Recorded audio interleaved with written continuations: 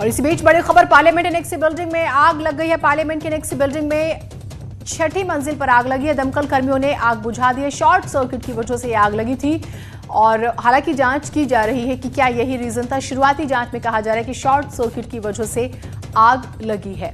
बड़ी खबर, पार्लियामेंट की एनेक्सी बिल्डिंग में आग लगी। हालांकि आग बुझाने की कोशिश जो है दमकल गाड़ियों ने आग बुझा दी है, ये जानकारी मिल रही है, लेकिन इसकी जांच की जा रही है। क्या शॉर्ट सर्किट ही वजह थी या फिर कोई और। शंकर, पूरी खबर बताइएगा।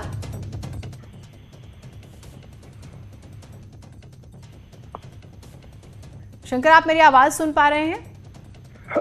जी टीना जी, पूरी आग लगने की अगर बात करें तो ये संसद भवन का जो पार्लियामेंट्री एनेक्सी बिल्डिंग है वहां पे आग लगी थी और ये 6th फ्लोर पे आग लगी थी। और वहां पर मामले की जानकारी मिलने के बाद तुरंत वहां पे दमकल विभाग के कई गाड़ियां वहां पे मौके पे पहुंची और 6th फ्लोर पे जा करके उसके बाद उस आग पर काबू पाया गया। हालांकि अभी मौके पे दमकल विभाग के कर्मचारी और स्थानीय पुलिस की जो टीम है वो मौके पे ही है और वहां पर तमाम उन मामलों का इन्वेस्टिगेशन किया जा रहा है कि आग किस वजह से लगी है। हालांकि अभी शुरुआती तौर पर जो देखने पर मौके का हालात का जायजा लेने पर यह पता चल रहा है कि ये शॉर्ट सर्किट की वजह से ये आग लगी थी। हालांकि यहाँ पर मौके पे तमाम दमकल विभाग की जो टीम है सही वक्त पे पहुंची, इसके साथ ही स्थानीय पुलिस की टीम मौके पे पहुंची थी, जिसके चलते ये आग बहुत ज्यादा वहां पे फैल नहीं सका और वहां पर तुरंत उस पर काबू पा लिया गया। फिलहाल इस मामले की जांच की जा रही है कि आग लगने की वजह क्या है। जी ठीक, बहुत शुक्रिया आपका तमाम जानकारियों के लिए।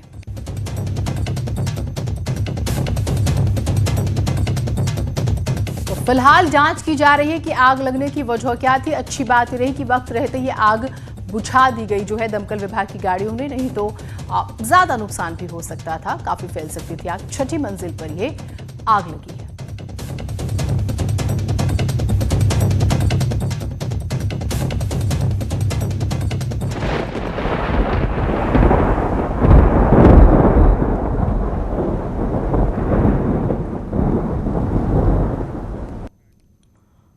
यूपी के कई जिले बाढ़ से प्रभावित हैं और इसकी वजह से लोगों को मुश्किलें हो रही हैं। किसान परेशान हैं। लखीमपुर खीरी की 3 तहसील बाढ़ प्रभावित है। खासकर निगासन तहसील नेपाल बॉर्डर से बह रही मोहाना और करनाली नदी उफान पर है, जो इस इलाके में कहर बनकर टूटी है। निगासन तहसील के अंतर्गत नेपाल से सटे इलाके में बाढ़ ने सैकड़ों गाँव को अपनी चपेट में ले लिया है।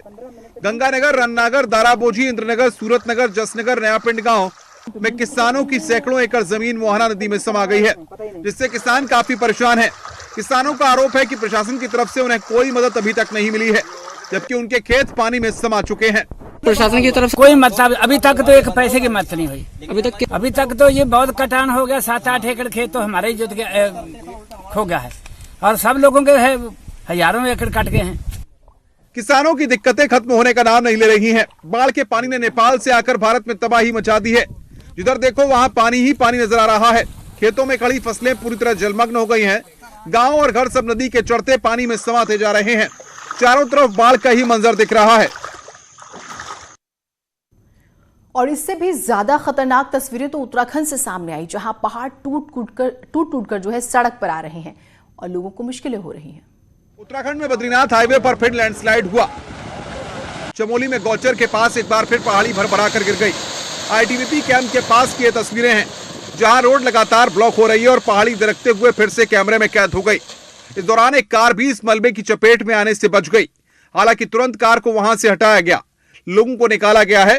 काफी देर बाद मशीनों से मलबे को हटाया गया और हाईवे को खोला गया। चीन और नेपाल बॉर्डर को जोड़ने वाला पिथौरागढ़ टनकपुर हाईवे भी बंद है। आलम यह है कि ये जगह जगह भारी लैंडस्लाइड होने से बॉर्डर की ये लाइफलाइन थम सी गई है। ये अहम हाईवे पिथौरागढ़ और चंपावत जिले को बाकी दुनिया से जोड़ता ही है, साथ ही ये सामरिक नजरिए से भी खासा अहम है। टिहरी में NH 94 नागड़ी के पास मलबा आने से बंद है। यात्रियों को इससे खासी परेशानी हो रही है। ऑल वेदर रोड निर्माण और बारिश के चलते NH 94 पर नए स्लाइडिंग जोन बन गए हैं, जिससे आए दिन नेशनल हाईवे बंद हो रहा है और लोग घंटों तक परेशान होने पर मजबूर हैं।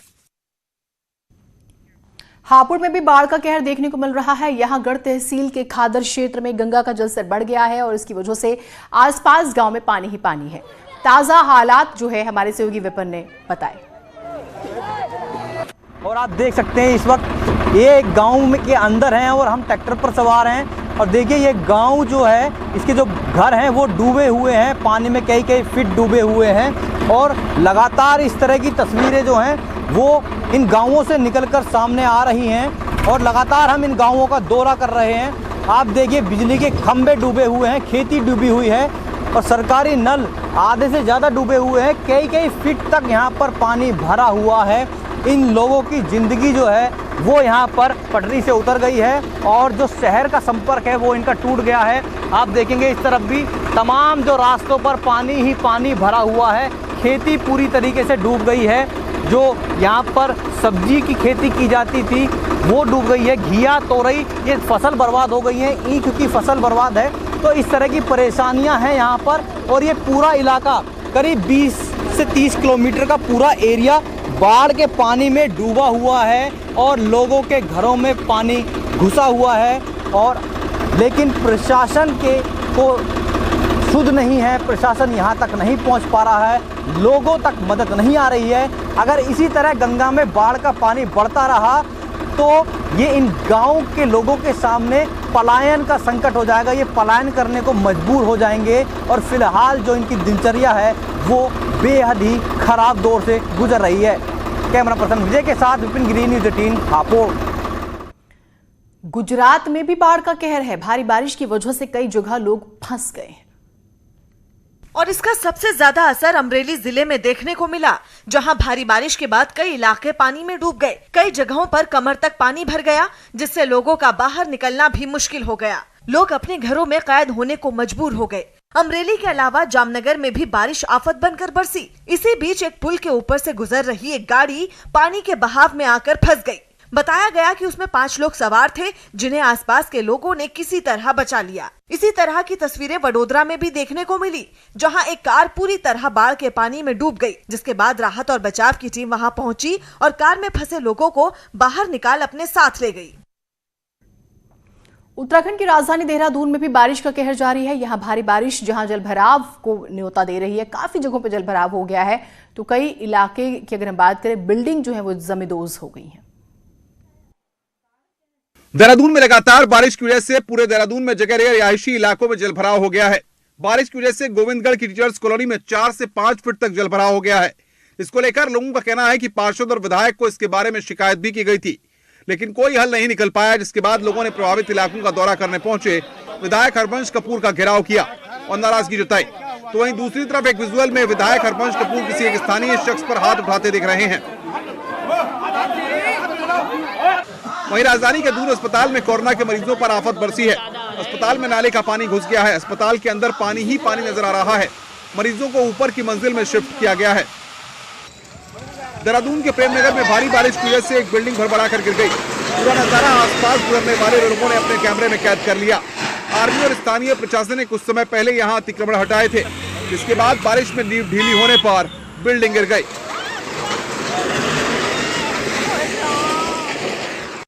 मुरादाबाद नगर निगम के वार्ड 12 में रहने वाले लोग 2 पार्षदों की आपसी गुटबाजी का शिकार हो गए हैं। पिछले 6 महीने से सेक्टर 12 के निवासी नाले के पानी के बीच होकर गुजरने का मजबूर है।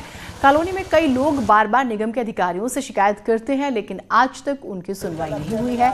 हल्की सी बारिश नालियों को जो है भर देती है, बीमारी फैलने का खतरा भी बना रहता है।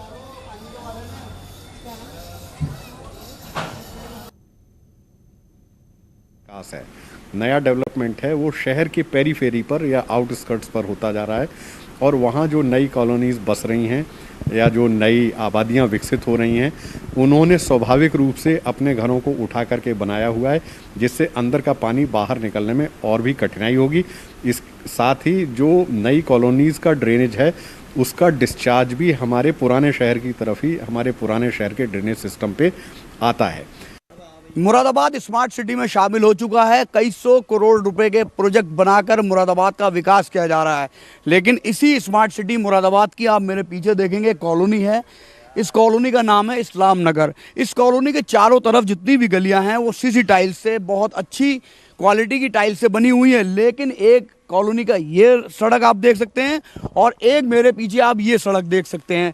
ये 2 सड़कों का निर्माण नहीं हुआ है, यहाँ के लोग बताते हैं कि 2 वार्डों के बीच में आने की वजह से जो 2 पार्षद हैं यहाँ के, दोनों ही पार्षद समाजवादी पार्टी के हैं, लेकिन उसके बावजूद आपसी खींचातान की वजह से इन सड़कों का निर्माण नहीं हो रहा है।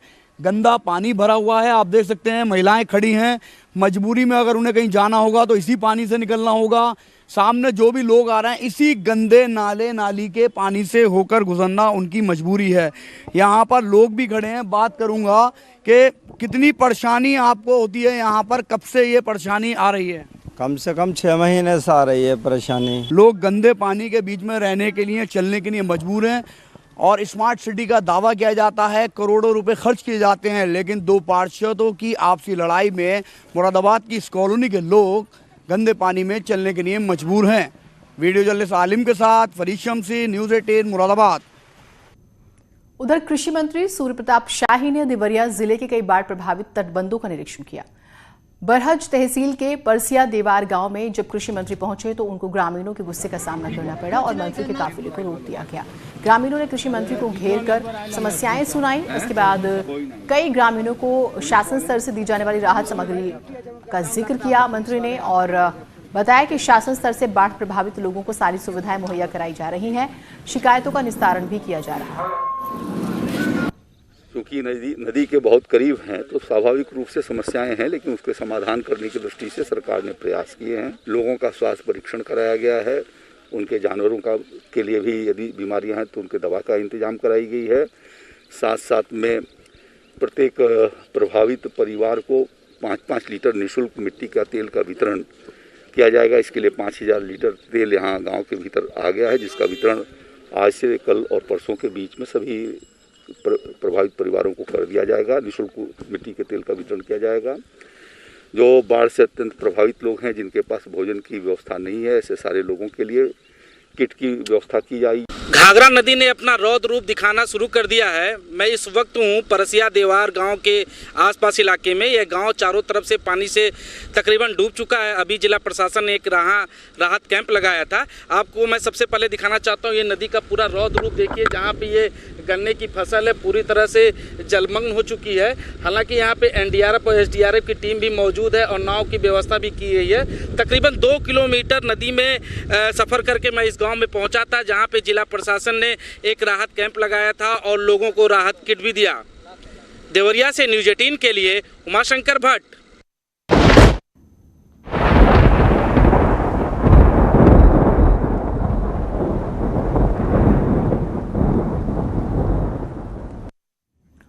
और कभी कभी पढ़े लिखे लोग और समाज में खास जगह बनाने वाले व्यक्ति भी ऐसा अपराध कर देते हैं जिसकी उम्मीद नहीं होती।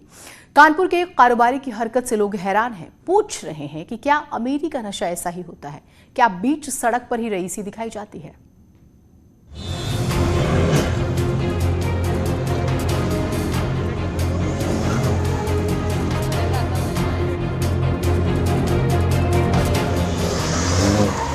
कारोबारी का कार स्टंट। पुलिस के सामने शोबाजी। घमंड आसमान पर था और पैर एक्सीलेटर पर।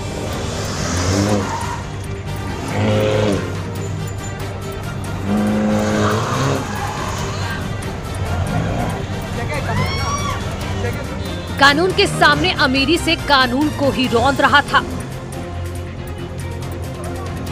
पुलिस के सामने बीच सड़क पर वो फरारी को घुमाता रहा और पब्लिक तमाशा देखती रही। तस्वीरें कानपुर के थाना नवाबगंज की हैं। गंगा बैराज में बाउंसरों की मदद से सड़क को घेर कर कारोबारी शरद खेम का फरारी कार से स्टंट कर रहा था। अमीरी पर इतना गुमान था कि उसे लगा कि लाखों की कार देखकर कोई कुछ नहीं करेगा। बाउंसरों की वजह से आम पब्लिक कुछ नहीं बोल रही थी। पुलिस भी थोड़ी देर तक उसकी करतूतों को देखती रही, लेकिन जब मामला हद से आगे बढ़ गया तो पुलिस ने कानून सिखा दिया। पहले तो कार को थाने लाया गया और फिर कानूनी कार्रवाई शुरू की गई।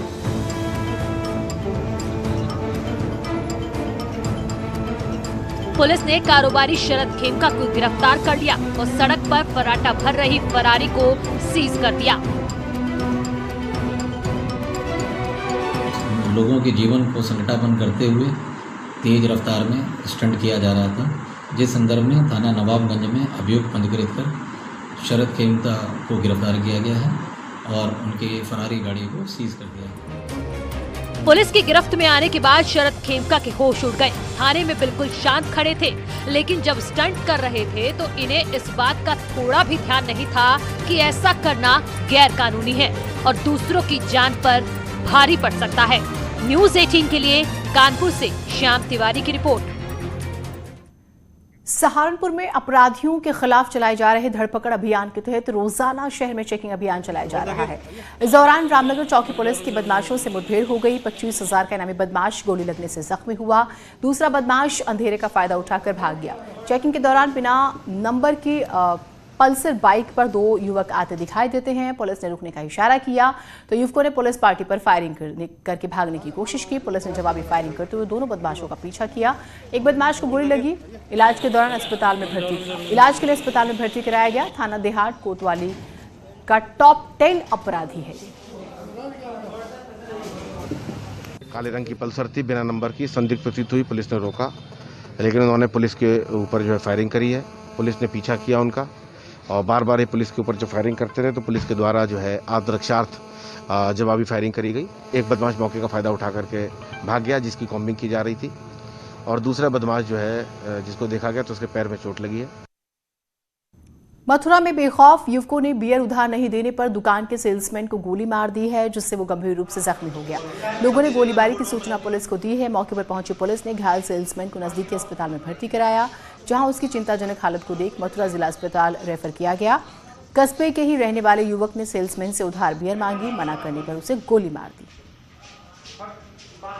मरीज के दाहिने हाथ में काफी गंभीर चोट थी, काफी सीवियर ब्लीडिंग हो रही थी। राइट आर्म फ्रैक्चर दिख रहा था। बोन जो है उसके लग रहे थे जैसे कि जो 2 टुकड़ों में टूट गए हैं। जब मैंने मरीज से पूछा तो मरीज ने बताया कि उसे किसी संदिग्ध व्यक्ति ने गोली मार दी जी, और उसके हाथ से काफी ज्यादा ब्लीडिंग हो रही थी। बात करने की स्थिति में उतनी ज्यादा वो था नहीं। कुशीनगर पुलिस ने एक आरोपी को गिरफ्तार कर ज्वेलरी कारोबारी हत्या मामले का खुलासा कर दिया है। आरोपी युवक अभी पढ़ाई करता है, लेकिन बुरी संगत ने उसे अपराध की दुनिया में धकेल दिया। 6 अगस्त को रामकोला थाना क्षेत्र में 3 बाइक सवार बदमाशों ने सोने के व्यवसायी के साथ लूटपाट की और सफल होने पर उसे गोली मार दी। बाद में इलाज के दौरान उसकी मौत हो गई। इसके पास से अवैध तमंचा और एक जिंदा कारतूस बरामद किया गया। पुलिस को एक बदमाश को पकड़ने में सफलता मिली है, जिसने पूरा घटनाक्रम स्वीकार करते हुए ले जाकर पूरा घटनास्थल से लेकर के कैसे क्या हुआ पूरी घटना की जानकारी दी है। बदमाश के पास से एक अवैध शस्त्र, तमंचा, कारतूस और एक मोटरसाइकिल बरामद हुई है, जिसके संबंध में अलग से अभियोग पंजीकृत किए गए हैं। भदोही जिले के ज्ञानपुर से बाहुबली विधायक विजय मिश्र को कोर्ट में पेशी के बाद 12 दिन की न्यायिक हिरासत में भेज दिया गया। उन्हें प्रयागराज की नैनी जेल में रखा गया है। सुरक्षा के मद्देनजर विजय मिश्रा का जेल ट्रांसफर जो है वो किया गया। एक रिश्तेदार ने 4 अगस्त की तारीख को विधायक विजय मिश्रा, उनकी पत्नी और बेटे पर मुकदमा दर्ज कराया था। इसके बाद मध्य प्रदेश के आगर मालवा में एमपी पुलिस ने उन्हें गिरफ्तार किया था। इसके बाद यूपी पुलिस उन्हें 2 दिनों की ट्रांजिट रिमांड पर लाई और सीजेएम कोर्ट में पेशी के बाद जेल भेज दिया गया। सुनने में आया है, जैसा पिताजी ने बताया, जैसा बड़े पापा ने बताया, मैंने कभी देखा नहीं। मैंने तो कभी जीवन में देखा ही नहीं है कि कई करोड़ के असल है, AK-47 या जो भी हो मुझे नहीं मालूम है, कई करोड़ के खरीदे जा चुके हैं। जो रात में प्लांट कर दे या उन्हें मरवा दिया जाए, ये जानकारी मिली है। तो मैं यही चाहती हूँ, गृह मंत्रालय, केंद्र सरकार से, माननीय प्रधानमंत्री से, माननीय उत्तर प्रदेश मुख्यमंत्री से, कि मेरे पिताजी की, मेरे परिवार की सुरक्षा की जाए। क्योंकि नैनी जेल इसलिए शिफ्ट किया गया कि यहाँ के जेलर ने रिपोर्ट दिया था कि सर इनको यहाँ रखना सुरक्षित नहीं है, तो इस वजह से फिर डीएम साहब ने उसके लिए एक आदेश कर दिया कि इनको नैनी जेल शिफ्ट कर दिया जाए। सीबीआई ने मुरादाबाद के प्रतिमा बैंक के हेड ऑफिस पर छापा मारा। गाजियाबाद से आई सीबीआई टीम ने पहले बैंक के रिकवरी जनरल मैनेजर के आवास पर रेड की। उसके बाद सीबीआई की टीम उन्हें अपने साथ लेकर प्रतिमा बैंक के हेड ऑफिस गई और यहां काफी देर तक छानबीन करने के बाद सीबीआई की टीम बैंक के रिकवरी विभाग के जनरल मैनेजर को अपने साथ गाजियाबाद लेके आई और ये जानकारी मिल रही है कि सीबीआई किस मामले में रिकवरी जनरल मैनेजर को अपने साथ लेके गई। फिलहाल इसका खुलासा नहीं हुआ है।